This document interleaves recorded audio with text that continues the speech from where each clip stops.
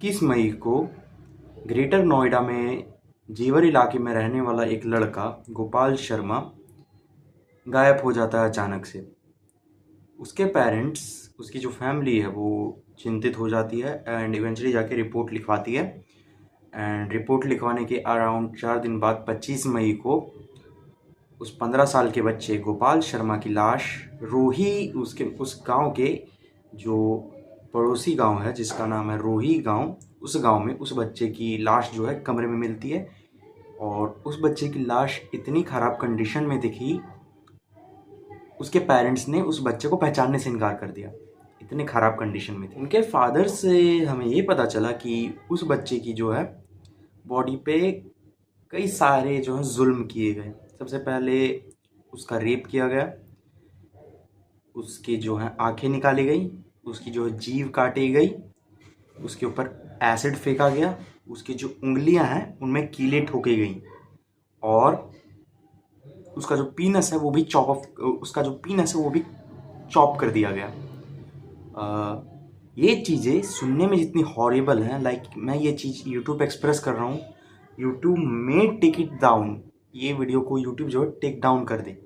तुम बस समझो इस बच्चे के साथ कितना बुरा हुआ है। पूरी फैमिली दुख से जूझ रही है, उसकी फैमिली में मातम मन रहा है क्योंकि उनके पिता ने कहा था कि अगर मेरे बच्चे को गोली तक मार दी जाती तो मैं इतना दुखी ना होता जितना उसके साथ जुल्म किया गया है। इस हिसाब से उस बच्चे को टॉर्चर करके मारा गया है। इवेंचुअली बाद में जो है पुलिस इनकाउंटर के समय पे 3 लोगों को पकड़ती है जिनका नाम है नरेश महतो, मोहित और उमेश कुमार।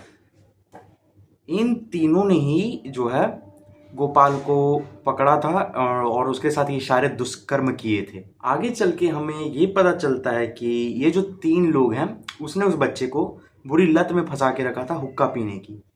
और इवेंचुअली एक दिन ऐसे ही जब वो गोपाल को लेके जा रहे थे हुक्का पिलाने के लिए, तब गोपाल की दादी ने उन्हें पकड़ लिया था और उनको डांटा था कि तुम मेरे बच्चे को कहाँ लेके जा रहे हो, तुम मेरे बच्चे को कैसी आदतों में डाल चुके हो। और इस बात पे जो है वो तीनों भड़क गए और इवेंचुअली गोपाल को किडनैप किया गया और उसके साथ ऐसे ऐसे दुष्कर्म किए गए। जब मैंने ये केस सुना था तब मुझे बस पता था कि गोपाल के साथ बुरा हुआ है, बट जब मैंने उनके फादर का इंटरव्यू देखा, जब वो एक्सप्रेस करते कि उनके बच्चे के साथ क्या हुआ, मेरी आत्मा तड़पने लगी। लाइक लिटरली मेरे आंखों से आंसू निकलने वाले थे। This was such a horrible case, one of the most horrible case I have heard of. Eventually जो पुलिस क्लेम कर रही है उनके अकॉर्डिंग ऑटोप्सी में जो है गोपाल के ऊपर दुष्कर्म तो हुए थे, बट ये सब चीज़ें बाहर नहीं आई कि उसकी आंखें और टंग निकाले गए हैं, ये बातें नहीं आई। बट मुझे बस इतना कहना है कि उसके पेरेंट्स झूठ क्यों बोलेंगे। और जहाँ तक का हमारा सिस्टम है, अब ऑटोप्सी सच कह रही है या पेरेंट्स, वो मैं खुद तो नहीं कह सकता, बट उसके पेरेंट्स झूठ क्यों बोलेंगे। मैं लिटरली अपनी हर वीडियो में कहता हूँ कि क्राइम जो है किसी के अगेंस्ट भी हो सकता है, किसी के साथ भी हो सकता है, regardless of the gender, regardless of the age. और आज मैंने उसी केस के बारे में सुना जो कि इतना हॉरिबल था कि कोई आदमी उसे ठीक से सुन भी ना पाए, इतना हॉरिबल केस था। ओवरऑल मैं बस इतना चाहता हूँ कि गोपाल के परिवार को जो है जस्टिस मिले और गोपाल के मर्डर केस में जो क्रिमिनल्स हैं उनको कड़ी से कड़ी सज़ा दी जाए। इनके लिए तो मौत की सज़ा भी जो है काफ़ी नहीं है, इन्हें उनसे भी डरावनी सज़ा मिलनी चाहिए। 15 साल के बच्चे ने, जिसकी कोई एज नहीं थी, वो ये सब डिज़र्व नहीं करता था। आई होप कि उसकी आत्मा को शांति मिले। ओम शांति।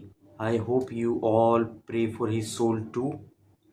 And we can, the only thing we can do is that इसकी अगेंस्ट हम जो है अवेयरनेस फैलाएं, इसके लिए हम अवेयरनेस फैलाएं और जस्टिस की डिमांड कर सकें और जस्टिस का वेट करें। Till then be kind, be masculine.